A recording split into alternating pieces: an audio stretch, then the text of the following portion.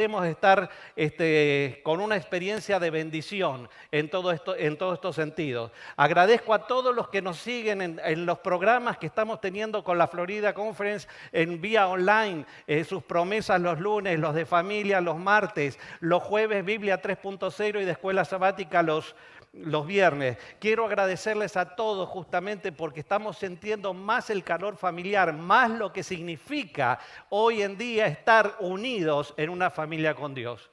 Antes de comenzar y abrir la palabra, entonces vamos a tener una palabra de oración. Padre nuestro que estás en los cielos, te agradezco profundamente tu amor. Agradezco profundamente por Cristo Jesús que hace posible que hoy nosotros tengamos un sentido para nuestra vida. Agradezco, Señor, porque tú nos estás dando poder para transitar estos momentos difíciles en este día tan especial de ayuno y oración. Yo quiero pedir, Señor, que tú estés con cada uno de los que están afectados por este virus, por todas las familias, para que tengan fortaleza, para que no tengan miedo, que tengan paz en medio de las tormentas. Quiero que bendigas a las familias, todas las familias, tanto adventistas como no adventistas, para que nos podamos fortalecer y estar unidos en Cristo Jesús.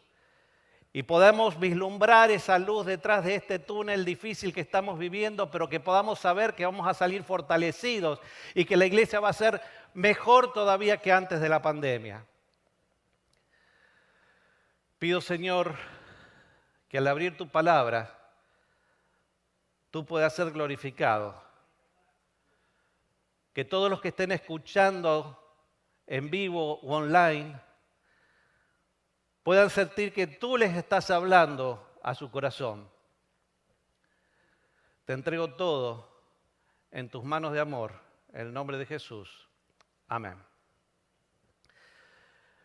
Leo en Lucas 24, el versículo 13 y el versículo 14.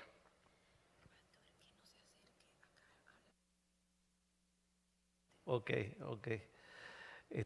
Muchas gracias. Me estaba acercando demasiado a las tinieblas donde la luz no daba, así que me voy a quedar en la luz. Me voy a quedar en la luz. Voy a leer el Lucas capítulo 24, versículo 13 y versículo 14. Dice, en el mismo día, 2 discípulos iban a una aldea llamada Emaús, que distaba a unos 10 kilómetros de Jerusalén. E iban hablando entre sí de todo lo que había sucedido, Acá tenemos una historia que casi todos nosotros la conocemos, casi todos nosotros hemos escuchado esta historia y ya la sabemos de memoria y quizás podemos llegar a decir, ya me la conozco, hasta sé cuánto va a durar el sermón, etc. Pero no, vamos a ver específicamente por qué Jesús estuvo con estos discípulos en el camino. Y ahí dice el título del sermón, dice el mismo camino 2 veces. Un camino es un lugar donde nosotros transitamos. La vida es un camino. Y nosotros podemos transitar el camino de la vida de 2 formas nada más. Y acá nosotros tenemos que estos discípulos transitaron este camino 2 veces y de distinta forma. Y por lo tanto nosotros tenemos que entender qué es lo que Dios quiere enseñarnos en el caminar de la ida y en el caminar de la vuelta de estos discípulos. Acá lo primero que dice que estos discípulos estaban justamente, cuando estaban caminando, dice que estaban hablando de todo lo que había sucedido. El sentido del original no solamente habla de que estaban hablando de lo que había sucedido, sino que no podían encontrar un acuerdo entre ellos de darle sentido a lo que había sucedido. La historia nos muestra que ellos estaban sombríos, estaban angustiados, estaban con una sensación de desánimo. Había una sensación que los acompañaba que parecía que no tenía sentido nada de lo que ellos habían vivido por todo lo que había sucedido. Ellos estaban concentrados en los acontecimientos de la vida. Eran cristianos, sí, eran discípulos de Jesús, pero ellos estaban concentrados en lo que había pasado, no en el Jesús, ni tampoco en la palabra de Dios, sino en lo que había pasado. Yo te quiero decir que en la vida y en la Biblia hay de etapa a etapa en la Biblia, muestra que hay dos formas solamente de ir caminando y transitando la vida. Una es concentrado en las cosas, una es concentrado en lo que pasa, uno es concentrado en lo que sucede, uno es concentrado en lo que me dicen, en lo que no me dicen, cómo me tratan, cómo no me tratan, lo que yo creo, lo que yo no creo, lo que me dicen, las injusticias, lo que parece ser bueno y finalmente es malo, etcétera, etcétera. Estamos concentrados generalmente en todo lo que nosotros creemos que nos tiene que suceder y que no nos sucede, o que estamos concentrados en lo que debería, en lo que nosotros estamos proyectando para nuestra vida y que a veces las circunstancias y la realidad no nos acompañan. Estos individuos que eran discípulos de Jesús en este momento estaban sombríos, angustiados, tristes, porque estaban hablando y transitando el camino de la vida solamente pensando y solamente hablando de lo que pasó, o lo que pasa, o lo que pasará. Eso te lleva a un estado de estrés porque tú no tienes control sobre las situaciones de la vida. Tú no tienes control sobre las situaciones de la vida. Y el estrés justamente es la energía mental o todo como el organismo, la tensión que genera el organismo para poder adaptarme a las situaciones. Y si yo no me puedo adaptar a las situaciones, entonces la tensión aumenta y comienza la ansiedad. No voy a dar un seminario ahora de estrés y ansiedad. Pero sí, lo que quiero decirte es que cuando tú te concentras en lo que te pasa, no vas a encontrar respuesta. Algunas veces te va a ir bien y otras veces te va a ir mal. Y ese descontrol que tienes sobre la situación te va a llevar a una situación de tarde o temprano de descontrol interno y descontrol emocional. Ocurrió con Adán y Eva. Adán y Eva, cuando dejaron de concentrarse en Dios y se concentraron en el árbol, inmediatamente comenzaron a tener ansiedad, comenzaron a tener miedo, se escondieron, etc. Inmediatamente que tú dejas de concentrar tu vida en Dios, inmediatamente te concentras en lo que te pasa. Y tú puedes decir, sí, yo le pido a Dios que me ayude en todo lo que me pasa. No, es que Dios no quiere ayudarte en todo lo que te pasa. Dios quiere controlar toda tu vida. No importa lo que te pasen cosas buenas o cosas malas, Dios quiere controlar tu vida. Dios quiere que te concentres en Él. Y cuando tú tienes a Él, tienes todo, absolutamente todo. Porque con Jesús, cuando Jesús es nuestro pastor, cuando Jehová es nuestro pastor, nosotros tenemos todo. Y aunque andemos por valle de sombra de muerte, no tememos mal alguno porque Él va con nosotros. Pero ¿sabes qué? Hemos entendido mal. Estamos siempre concentrados en lo que queremos, en lo que pensamos, en lo que creemos y pensamos que todo el mundo, todo lo que pasa alrededor se tiene que ajustar a lo que yo creo, lo que yo pienso y cómo tienen que ser las cosas.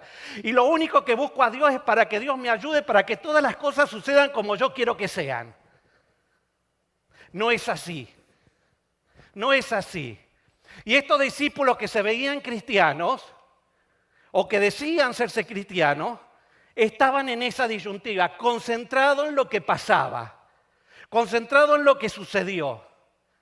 Eso también le pasó a Abraham. A Abraham Dios le dijo, de ti van a nacer, va a ser bendita toda la familia de la tierra. Y él se concentró, tengo que tener un hijo, no tengo un hijo, acá algo que falta, yo no sé si es Sara, si soy yo, quién es el estéril, quién es bla, bla. Estaba tan concentrado en eso que Dios le tiene que decir, bajar y decir, no temas, Abraham. Y dice, ¿cómo no voy a temer si no tengo un hijo? Pero dice, ¿quién te dio la promesa? Bueno, yo tengo que hacer algo porque si no tengo al hijo la promesa no se cumple. No, si Dios da la promesa, Dios cumple su promesa. Solamente cuando Abraham se concentró en Dios tuvo el hijo. Y así vamos a poder, toda la historia de etapa a etapa en la Biblia ocurre esto. Pero sigo leyendo el versículo, dice, y mientras hablaban, el mismo Jesús se llegó y siguió con ellos. Pero sus ojos estaban velados y no lo reconocieron.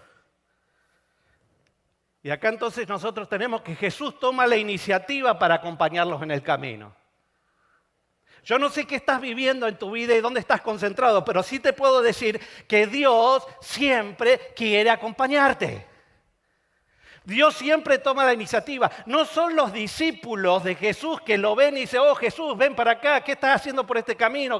Me gustaría que nos acompañes. No, Jesús toma la iniciativa de ir a buscarlos. Así como Jesús tomó la iniciativa y Dios, toda la Trinidad tomó la iniciativa de ir a buscar un mundo perdido. Los hombres no lo pidieron, Dios vino. Dios vino por amor a nosotros.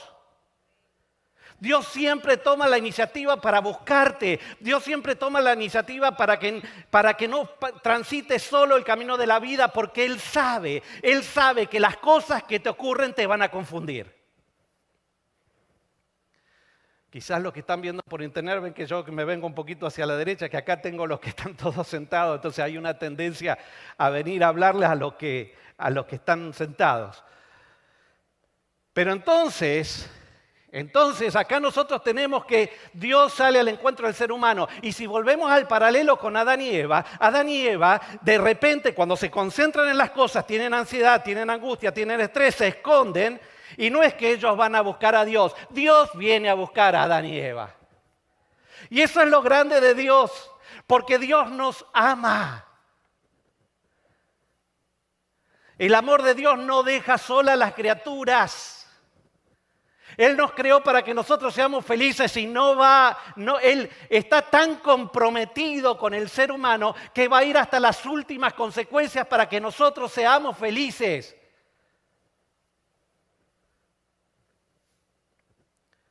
Lo triste de todo esto que dice que estos discípulos, que eran discípulos de Jesús, que lo habían seguido por 3 años y medio, que venían hablando y concentrados de las cosas, se le acerca a Jesús, lo va acompañando por el camino, pero los propios discípulos tienen los ojos velados con respecto a Jesús.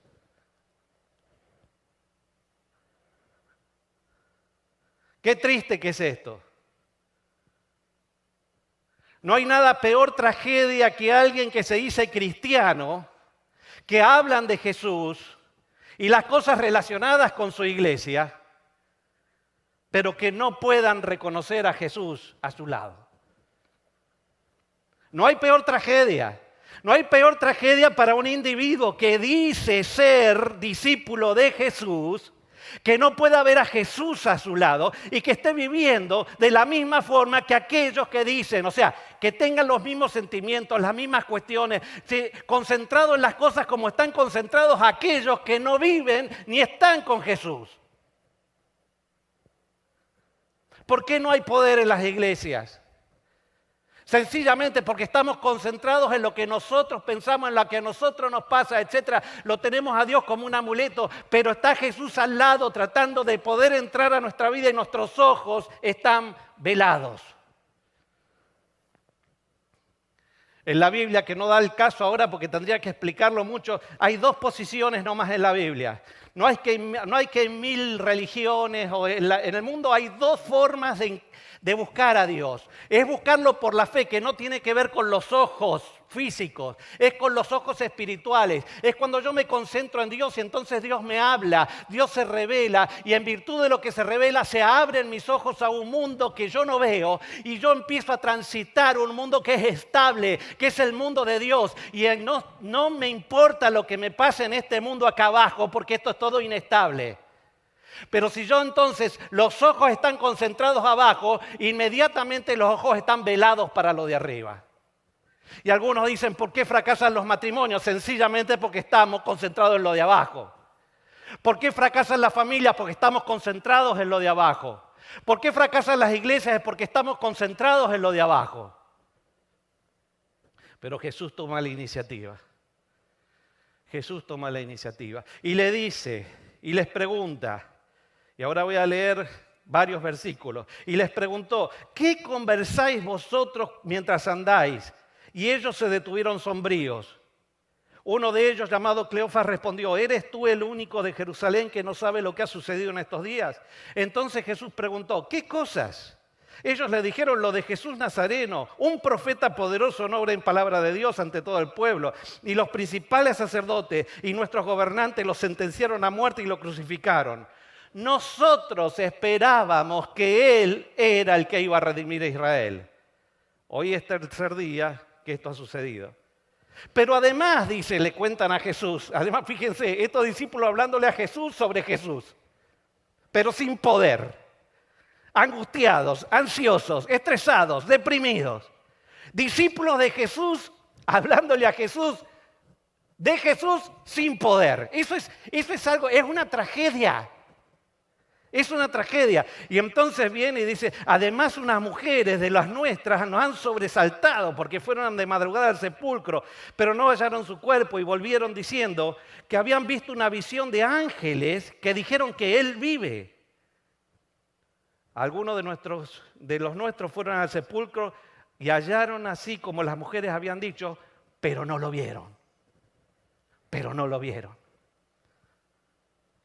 Hago un paréntesis para agradecerle a Ana que me está traduciendo.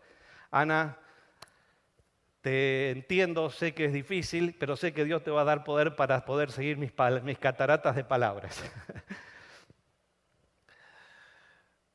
No lo vieron tampoco. Y entonces ahora fíjense que Jesús, lo tercero que tenemos acá en esta historia, que Jesús empatiza y se interesa por la situación, porque Jesús no solamente camina a tu lado.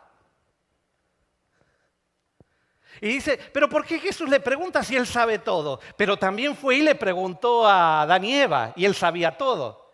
Pero ¿sabes qué? Porque Jesús empatiza contigo, sabe que tú eres débil.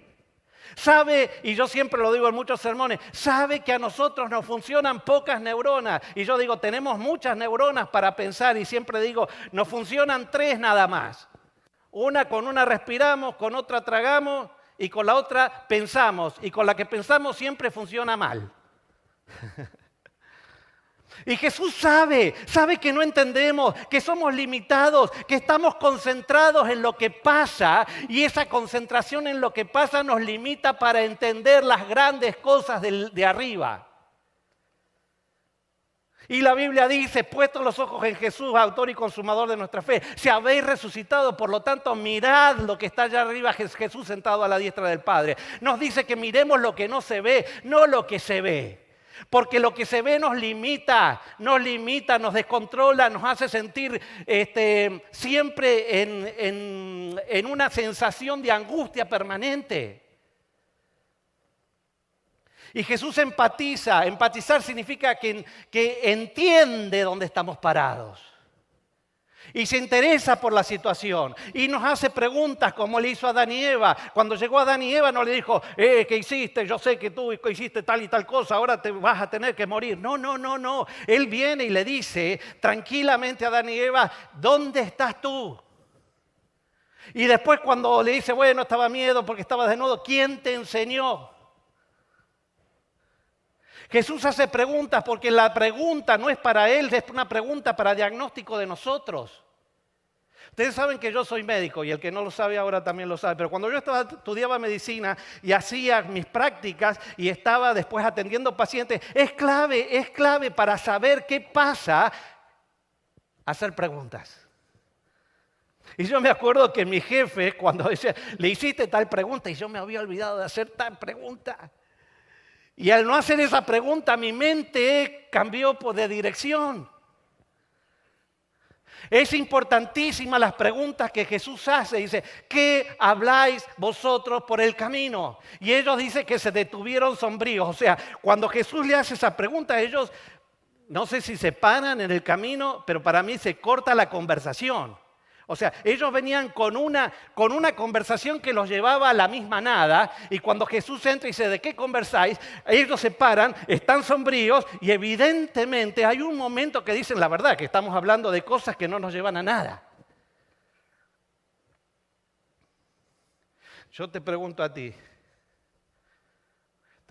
que estás mirando online. Si Jesús apareciera hoy y te dice, ¿de qué conversas? ¿Qué le contestaría? No, yo estoy conversando acerca de lo que pasa en la iglesia, yo estoy conversando acerca de mi suegra, estoy conversando acerca de lo que me pasa con mi esposa, lo que no puedo con mis hijos adolescentes, lo que no puedo. Pero ¿es eso lo que hay que conversar? ¿Es eso lo que focaliza tu atención y tu mente y está concentrada tu mente en lo que te está pasando? Y inmediatamente le dice, ¿cómo? Tú eres extranjero, no sabes nada de las cosas. Y dice, ¿qué cosas? A ver, ¿qué tengo que saber yo? Y entonces el discípulo le quiere decir a Jesús lo que él tiene que saber. Es triste porque a veces nosotros la religión la hacemos así. Queremos que Jesús escuche lo que nosotros queremos que Él escuche. Queremos enseñarle a Dios lo que Dios tiene que hacer con nosotros.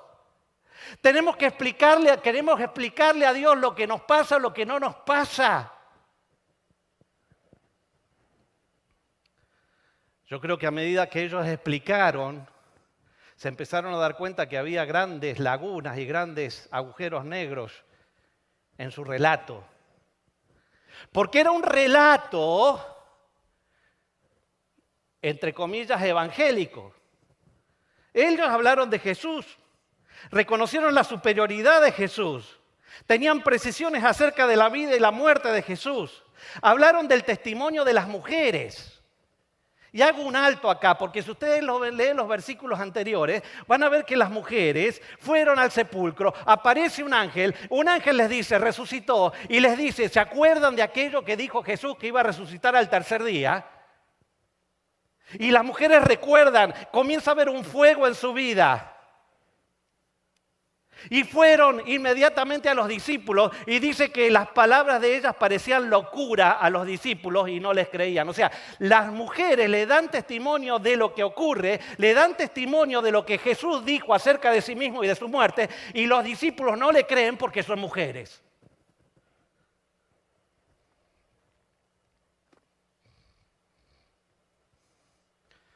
¿Cómo Dios se va a presentar a una mujer primero que a los hombres? ¿Cómo se le va a presentar? Hermano, esto te tiene que decir mucho a ti, porque nosotros no estamos en diferencia de condiciones frente a Dios. Y si Dios justamente se le presentó a la primera que se le presenta a una mujer, a la primera que los ángeles dan testimonio son a mujeres, es porque sabía que en el transcurso de la historia todo el mundo iba a desmerecer el ministerio de las mujeres en la iglesia.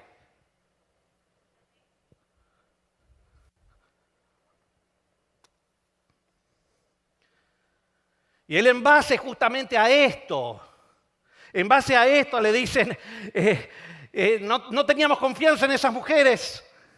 Es más, fueron los discípulos, los hombres fueron a ver y no lo vieron a Jesús. Porque ¿sabes qué? Cuando tú estás concentrado en las cosas y no en Dios, Dios no se puede revelar plenamente.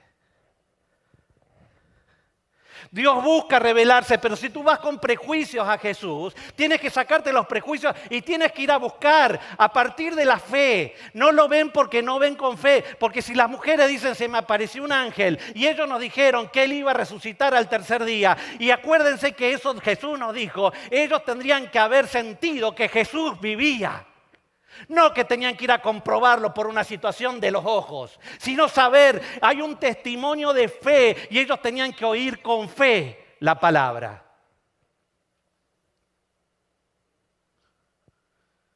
Estos discípulos le explican el evangelio a Jesús. Un evangelio del Cristo muerto, un relato correcto pero sin fe. Un evangelio centrado en las propias estructuras de pensamiento equivocadas. Dice, nosotros pensábamos que. ¿Qué importa lo que tú piensas? No es lo que tú piensas, es lo que piensa Dios. No es lo que nosotros pensamos, es lo que Dios piensa. Y cuando Dios piensa y nosotros nos acercamos al pensamiento de Dios, nuestra mente se amplía. No puede volver a meterse en una estructura, no puede volver a meterse en un cajón, no puede volver a sentir que no nos podemos salir de acá, porque cuando Dios se revela es un Dios eterno, un Dios infinito, un Dios que de infinita misericordia. Hermano, cuando yo me acerco a Dios, mi mente se expande, se expande, se expande, se expande. Porque ahora no estoy concentrado en lo de acá, de esta tierra, sino en un Dios que yo ya sé que me salva de todas estas cosas de la tierra. Un Dios que me ama. Pero estos discípulos estaban influenciados, su mente estaba influenciada por las estructuras que les habían puesto en sus pobres cabecitas. ¿Y qué pasaba en la iglesia? Acababan de celebrar la Pascua. Cuando Jesús murió era Pascua. Habían todos comido el cordero pascual que significaba el Mesías que venía a esta tierra.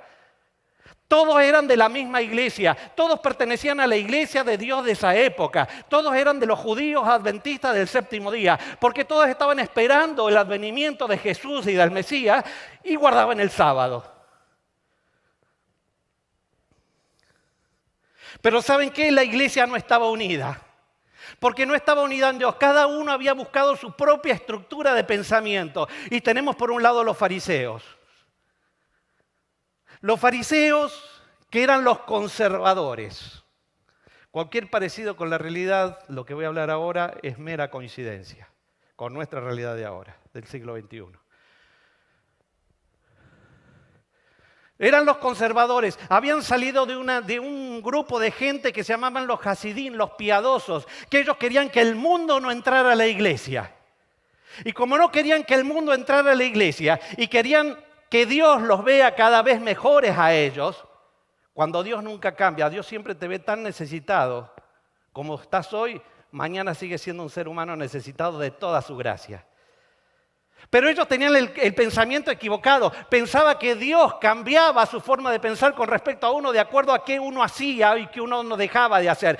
Y por lo tanto empezaron a manejarse con conductas. Eran conductistas religiosos. Ellos manejaban las sinagogas. Eran generalmente comerciantes y tenían gran respeto del pueblo porque ellos teóricamente defendían a la iglesia. Pero se olvidaron del Dios de la iglesia. Estaban los conservadores, por otro, todos creían en Dios, todos comían el Cordero Pascual, todos esperaban el Mesías. En eso no había diferencia, pero cada uno se estructuró de acuerdo a su propia manera de ver las cosas. Por otro lado estaban los saduceos, que eran los liberales de la época. Pero ustedes me dicen, sí, ellos si estaban hoy van a tener batería. No tiene que ver con forma la liberalidad o el conservadurismo. Tiene que ver con mecanismos de pensamiento, con estructuras mentales. Y los saduceos de esa época estaban cercanos a la filosofía griega.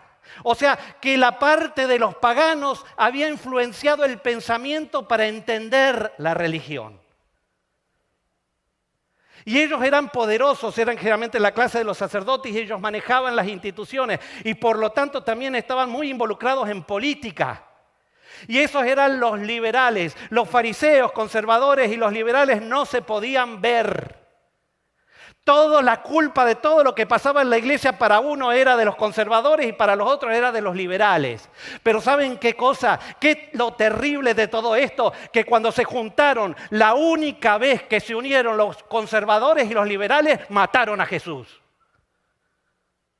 Por lo tanto, hoy que estás escuchando, no te vuelvas conservador, no te vuelvas liberal, porque tú vas a matar a Jesús siendo conservador y siendo liberal. Lo que tú necesitas hoy es ser cristiano.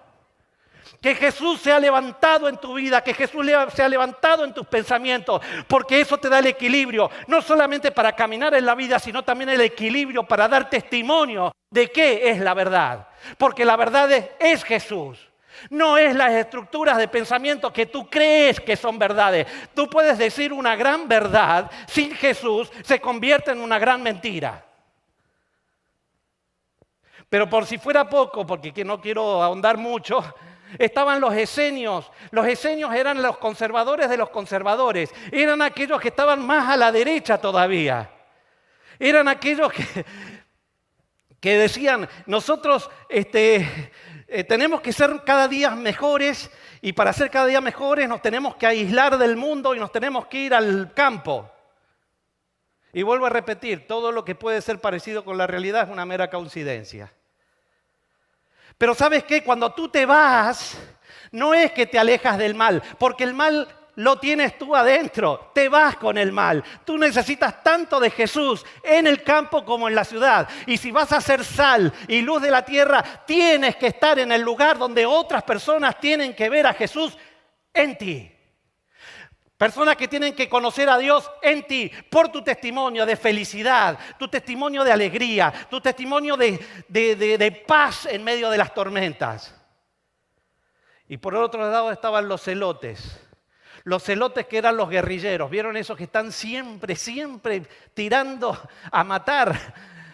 Eran los que decían hay que agarrar las armas y bajar a todo el mundo y tenemos que instaurar acá un reino, etcétera, etcétera. Son aquellos que están tan ansiosos que tienen que tirar a diestra y siniestra, que tienen que tirarle palos a medio mundo, al pastor, a los ancianos. Acá. No les queda nada bien. Si en aquel momento hubiera un chat, serían los que están constantemente en el chat diciendo no sirve nada lo que están haciendo, hay que tirar a todo el mundo, bajen a los de la conferencia, bajen al pastor de la iglesia, tiren a este, tiren al otro, maten al otro. Hermanos, esa era la iglesia de esa época. Y después estaba el pueblo, pobre pueblo. Tenía que luchar con 4 estructuras mentales de religión. Dice, ¿y a quién sigo? ¿A los ultraconservadores? ¿Sigo a los conservadores? ¿Sigo a los liberales? ¿Sigo a los guerrilleros? Y es difícil, para el pueblo era difícil. Y cuando llega Jesús, y Jesús es levantado delante del pueblo, dicen por fin algo que trae paz. Y empiezan a venir prostitutas, publicanos, gente del pueblo, gente común. Porque lo que la gente necesita es a Jesús.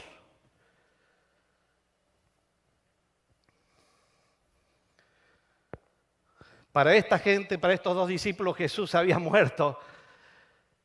Y todo lo que le habían enseñado comienza de nuevo a estar en su mente y no saben cómo discernir lo que está pasando y cómo saber qué es lo verdadero en la religión. Y entonces tenemos un Jesús que se acerca a ellos, un Jesús que se empatiza con ellos, un Jesús que se interesa por su situación. Pero ahora llega el momento que Jesús habla. Y le dice, versículo 25. Entonces Jesús les dijo, insensatos y lentos de corazón para creer lo que anunciaron los profetas. Insensatos. Otros lo hacen menos fuerte, el dicho, dicen simples y lentos. Y le dice, ¿no era necesario que Cristo padeciera estas cosas y entrar en gloria? Cuando Jesús llega a tu vida, te voy a decir algo. Jesús los escucha, Jesús tiene el diagnóstico, Jesús sabe lo que les pasa. Pero Jesús no se queda con diciendo, bueno, la verdad que ahora yo les voy a decir la diferencia entre los fariseos, los saduceos, si es que vale tener pastoras o no pastoras, si es que esto, lo otro. No. Él siempre cuando llega a tu vida te va a confrontar con amor. Y hoy que tú estás escuchando online y estás mirando y estás viendo esto, quiero que sepas que hoy Jesús te quiere confrontar. O sea, si tú le estás dando cabida en tu vida a que Jesús camine contigo y Jesús te está haciendo preguntas y tu mente está diciendo, cuando Jesús tenga que hablar hoy, te va a confrontar. Te va a confrontar desde el amor, te va a confrontar desde el dolor que le produce a él que gente que se dice cristiana no entienda el cristianismo.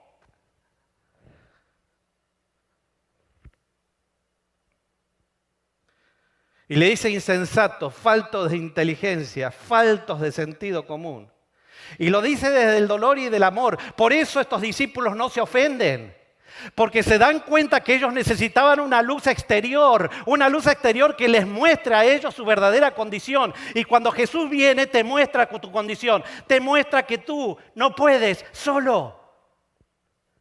Que necesitas un poder superior, la sabiduría divina para que ensanche tus estructuras mentales. Insensatos. Eso ya implica la inteligencia. Y perezosos de corazón tiene que ver con el asiento de la personalidad, el lugar donde están las motivaciones, el lugar donde están las actitudes. Se entra al corazón por la inteligencia, pero lo que yo tengo en el corazón muchas veces y la mayoría de las veces nubla la inteligencia o ensancha la inteligencia. Es un círculo vicioso entre el intelecto y el corazón.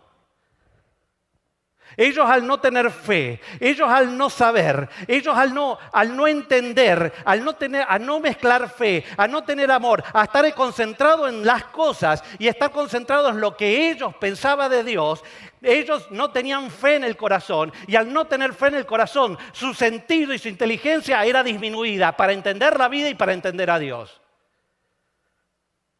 Es duro lo que Jesús dice, pero Jesús también nos lo dice hoy a mí y te lo dice a ti.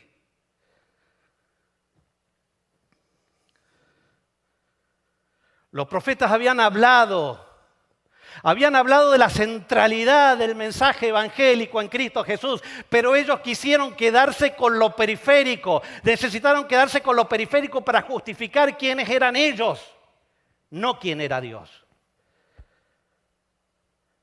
Y eso los hizo insensatos.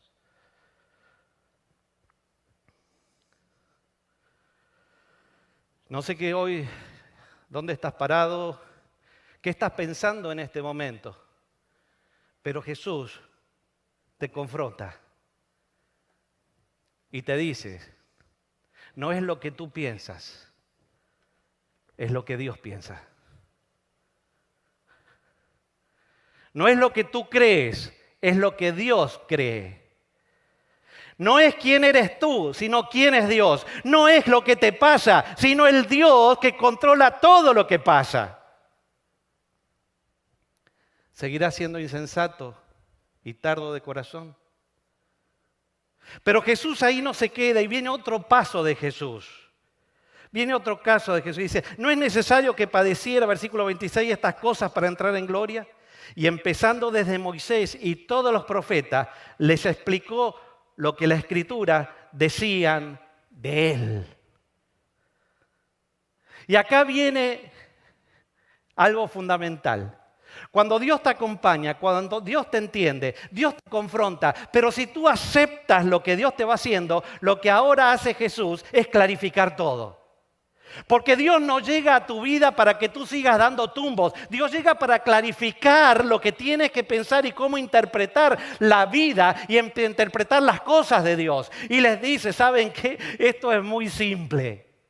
Es muy simple. Acá hay una centralidad que está en Jesús. Antes los discípulos habían hablado de Jesús. Ahora Jesús, les habían hablado de Jesús a Jesús, cosa que hacemos nosotros generalmente casi todas las veces cuando nos reuníamos en la iglesia. Hablamos de Jesús y hablamos y hablamos y hablamos. Pero no dejamos que Jesús hable. Y ahora Jesús comienza a hablar de sí mismo a partir de la revelación de la palabra.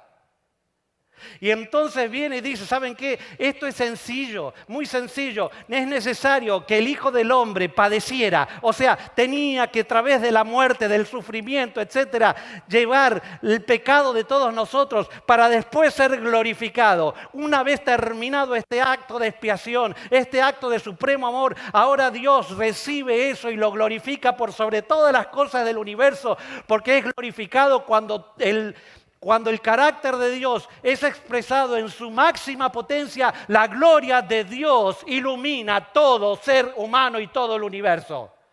Una vez que Jesús vuelve y es aceptado por Dios, todo el universo puede saber que hay gloria. Hay gloria porque el carácter de Dios es expresado en su máxima potencia en la persona de su Hijo Jesucristo. No sé si entendemos esto. Estamos en debate que si esto sí, si esto no, si con corbatas, si sin corbatas, si el órgano, el piano, el arpa, la batería, que si las mujeres, si no las mujeres. Hermano, no es eso. ¿Cómo podemos entender lo que no es eso? Lo que habla la Biblia es de Jesús. La Biblia no está para justificar lo que somos nosotros. La Biblia está para enseñarnos quién es Dios, no quiénes somos nosotros. La Biblia se explica en Jesús. Es el pensamiento, el principio hermenéutico fundamental. Yo debo encontrar a Jesús en toda la Biblia. Si no encuentro a Jesús en toda la Biblia, no sirve de nada. Yo me acuerdo hace unos 40 años atrás, comencé a dar estudios bíblicos con más asiduidad.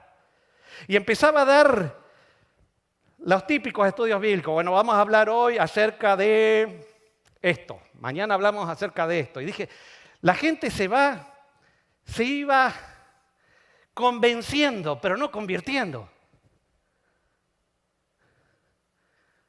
Y yo dije, algo anda mal acá. Y dije, voy a cambiar. Voy a empezar a dar historias bíblicas y voy a mostrar la situación del hombre con respecto a Dios y Dios con respecto al hombre. ¿Y saben qué?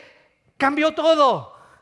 A los 5 estudios bíblicos la gente estaba guardando el sábado sin haberle dado doctrina del sábado. A los 6, 7 estudios bíblicos me decían, quiero bautizarme, me quiero entregar a Jesús, porque me empecé a dar cuenta que la Biblia lo que tiene es respuesta a los problemas de la vida cotidiana del ser humano en Dios a través de Jesús. Y hay poder, y a mí me preocupa terriblemente que haya facciones, personas que dicen que cuando nosotros levantamos a Jesús se vuelven todos liberales. No, hermano, si levantas a Jesús, todo el mundo será atraído a Jesús. Y dicen, miren, hay que levantar la gracia, pero ojo, no olvidemos de todo esto, porque si no olvidamos de todo esto, la gente va a hacer cualquier cosa. No, cuando Jesús es levantado, Jesús toma el control de la vida y Jesús le va transformando la vida a cada uno en su propia historia. Dios quiere unidad, pero no quiere uniformidad. No quiere que todos ustedes sean como yo. No quieren que todos ustedes sean como Denar. No quieren que todos ustedes sean como los pastores de esta iglesia. Quieren que todos ustedes entiendan a Dios, entiendan su amor y que Dios los transforme a la imagen de Él. Y eso va a ser en su propia historia, en su propia cultura, con su propia historia familiar. No todos estamos... que traemos distintas heridas, distintas cicatrices. Dios va trabajando cada uno de acuerdo a su propia... porque Dios no fuerza. Si Jesús no es el centro, tenemos la religión equivocada. Si Jesús no es el centro, en todo lo que enseño está equivocado. Es necesario que el Hijo del Hombre sea levantado. Y les voy a decir algo, todos aquellos que nos gusta estudiar profecías y que nos gusta saber, porque estamos esperando la venida de Jesús, dice que Satanás se levanta contra el remanente. Y ese remanente guarda los mandamientos de Dios, ama a Dios con todo su corazón y con toda su mente y a su prójimo como a sí mismo, que dijo Jesús, estos son los grandes mandamientos y de ahí depende todo lo demás. Por lo tanto son gente que levanta el amor de Dios porque está tan entregado a Dios que dice, yo a través de ellos puedo mostrar mi amor. Y dice, tienen el testimonio de Jesús. ¿Qué significa el testimonio de Jesús? Es que levantan a Jesús, son testigos de Jesús en el mundo, porque dice la misma Biblia que Jesús dijo, ustedes escudriñan las Escrituras porque en ellas creéis que tenéis la vida eterna, pero ellas son las que dan testimonio de mí. Y a veces hemos tergiversado los versículos para hablar de este versículo para aplicárnoslo a nosotros. No, este versículo es aplicado a un Dios que trabaja con un pueblo que ama y un pueblo que levanta a Jesús. Y esas son las dos grandes características que Satanás no quiere que tenga el pueblo de Dios. Porque si esas son las características, él va a arremeter contra ese pueblo para tratar de destruirlo. Pero ¿saben qué? Cuanto más persecución, más Jesús es glorificado. Pero en el amor y en la centralidad de Jesús.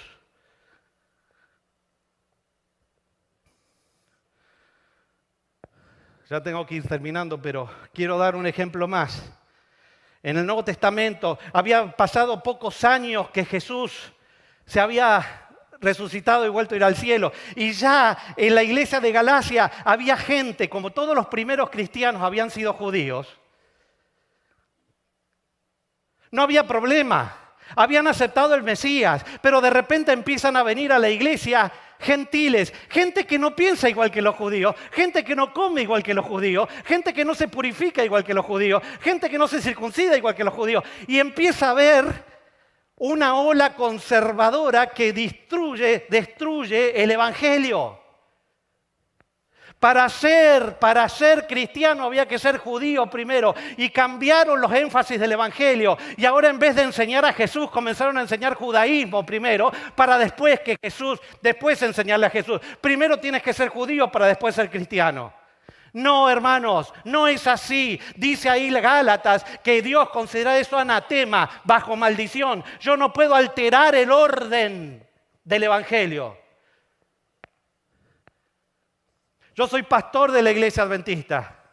Soy dirigente de una conferencia de la iglesia adventista.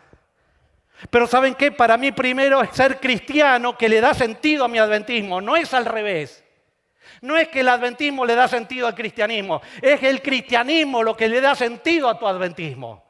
Y si tú predicas adventismo, te olvidas de Jesús. Predica a Jesús y tu adventismo va a tener sentido. La historia no termina acá. Porque dice que estaban ahí Y Jesús hizo como que se iba. Ellos ya llegaron a destino. Ya llegaron a destino. Y le dijeron, quédate con nosotros porque es tarde y el día ha declinado. Y entró, pues, a quedarse con ellos. Y cuando estuvo allí, en la mesa, tomó el pan, lo bendijo, lo partió y les dio. Y entonces fueron abiertos sus ojos. Además de clarificar todo, Jesús no se queda con una mera cuestión intelectual. No es meramente clarificar lo que tú piensas. Lo que Jesús quiere es entrar en comunión directa contigo. Porque el Evangelio es relacional, no es una cuestión declamatoria, no consiste en sabiduría de palabras, consiste en una comunión interna con Dios. Ahora tenemos de nuevo acá el intelecto y el corazón. Lo que Dios le había dicho, insensatos y tardos de corazón, Jesús ya le había clarificado el intelecto, pero quería entrar en su corazón. Jesús se reveló plenamente en comunión. Cuando yo entiendo que Dios es todo y que Jesús es todo y me entrego a Él porque veo que Él está a la puerta y llama y yo abro la puerta, Él cena conmigo. Eso es extraordinario. Hay una comunión donde empiezo yo ahora a crecer, no en base meramente al intelecto, sino en base a una relación poderosa con Jesús. Y me llama la atención porque Él toma el pan. Él lo corta, Él lo bendice, pero Él no era el jefe de la casa. No sé si te diste cuenta de ese detalle, porque cuando Jesús entra a tu vida, no entra para ser un huésped. Entra para dirigir tu vida, entra para darte pan, entra para satisfacer tus necesidades, entra para que te digas, mira, yo estoy aquí y ahora yo me hago cargo. Tranquilo, ve tranquilo caminando por la vida, porque ahora yo estoy a cargo. Y cuando eso ocurre, tus ojos se abren a una realidad que es totalmente inexplicable para los ojos físicos. Es explicable solamente en el amor y en la fe, porque sin fe es imposible agradar a Dios. Y sin amor, el que dice que ama y no conoce, que ama, pero no conoce a Dios es un mentiroso. Son dos absolutos en la Biblia. Acá hay fe y amor, entrega, comunión, etc. Y ahí entonces Dios se revela, se abren sus ojos. Y cuando se abren sus ojos, viene la última parte de la historia, porque se produce un milagro. Ellos ahora dicen, ya no vale la pena estar acá en Emaús, vamos a transitar el camino de vuelta. Es el mismo camino de la vida que viniste angustiado, triste, ansioso, estresado. Es el mismo camino que ahora lo transitas de vuelta, pero con otro espíritu. Dice, no ardía nuestro corazón cuando nos hablaba todas estas cosas, porque ¿sabes qué? Cuando en Jesús empieza a ser levantado, el espíritu comienza a trabajar dentro de tu vida. El espíritu empieza a tener más cabida en tu corazón, porque el espíritu, la función del espíritu es llevar a todos a Jesús. El Espíritu dice, no hablará de sí mismo, sino que tomará de lo mío y los hará saber, dijo Jesús. Él me glorificará. Entonces, cuando las iglesias, que es glorificado Jesús, el Espíritu comienza a trabajar en la iglesia. En el matrimonio que Jesús es levantado, el Espíritu, el poder de Dios comienza a trabajar en ese matrimonio. Cuando en la familia, cuando Jesús es levantado, el Espíritu comienza. Y cuando comienza el Espíritu tienes poder. Poder para vivir, poder para transitar la vida. Ahora ya no estando caminando ahí, caminando por la vida viendo lo que pasa y lo que no pasa. No, estás caminando sabiendo que sirves a un Dios que está resucitado, glorificado, entrado en el cielo, que intercede por ti. Eso te hace que no te importe lo que está a tu alrededor. Solamente lo que te importa a tu alrededor es dar testimonio de Jesús para que otros tengan la felicidad que tú tienes. Y entonces termina la historia. Porque Jesús ahora les da poder, misión, testimonio para transitar en el camino de la vida. Y se dijeron el uno al otro, versículo 32, no ardía nuestro corazón cuando nos hablaba las cosas en el camino y nos explicaban las Escrituras. Y se levantaron a la misma hora, volvieron a Jerusalén y hallaron a los 11 reunidos y estaban con ellos. Entonces contaron lo que había sucedido en el camino y cómo lo reconocieron al partir el pan. ¡Wow! Ahora sí tienen poder, ahora sí transitan con una visión distinta de la vida, con una misión particular. Y lo único que están es para dar testimonio de Jesús, porque ahora son la verdadera iglesia. Porque la verdadera iglesia da testimonio de Jesús. Y ahora le dan testimonio a los propios discípulos. Ahora le dan testimonio a todos. Porque a Jesús no solamente era algo que había iluminado su mente, sino era alguien que vivía a través del Espíritu en su corazón. Yo no sé cuál es tu situación hoy. No sé lo que tú estás buscando. No sé por qué estás escuchando a Forest City hoy. Pero que ojalá que sea para ver a Jesús. No para ver qué puedo criticar o no para ver, bueno, lo veo porque siempre estoy viendo lo mismo, o porque soy miembro de la iglesia y no tengo otra... O sea, antes que ver otra cosa veo... No. Si no, no tiene sentido la iglesia, no tiene sentido los cantos, no tiene sentido nada. Pero ¿saben qué? Cuando uno levanta a Jesús, todos son atraídos a Jesús. Y Jesús entró. Mientras ellos hablaban, dice, y daban testimonio de Jesús, Jesús entra también en el aposento alto y les dijo, paz a vosotros. Paz a vosotros. Yo en el PowerPoint puse Jesús trae paz. Pero dije, no. Y entonces puse entre comillas, Jesús es paz. No puede haber una mente desequilibrada, o sea, que no pueda encontrar paz. Puede encontrar paz a medida que se va sanando su mente. No es que no vas a tener más conflicto, no es que vas a tener más lucha, vas a ir teniendo paz. ¿Sabes por qué? Porque vas a entender que Jesús es todo. Y yo no quiero que te vayas, quiero que cantes. Porque esta canción ensalza a Jesús. Y no se termina con un clic, se terminó, ya escuché, se termina, hay que alabar. Y yo quiero que vayan pasando lo que van a alabar para el finalizar. ¿Sabes por qué? Porque hoy tienes que salir con Jesús en tu corazón. Hoy tienes que entender que el Evangelio es Jesús. Que Jesús le da sentido a que tú seas adventista, porque tú eres cristiano primero. Jesús te da poder. Jesús cambiará tu vida, porque ¿sabes qué? La Biblia de tapa a tapa da testimonio de Jesús. De ese Jesús. Ese Jesús que aplastaba la cabeza de la serpiente en el Génesis. Ese Jesús que es el Cordero de Dios que presentó a Abel en sacrificio. Ese Jesús que era la bendición de la promesa a Abraham. Ese Jesús que es la escalera al cielo de Jacob. Ese Jesús que era el refugio en medio de la tormenta de David. Ese Jesús que es la sabiduría de Salomón.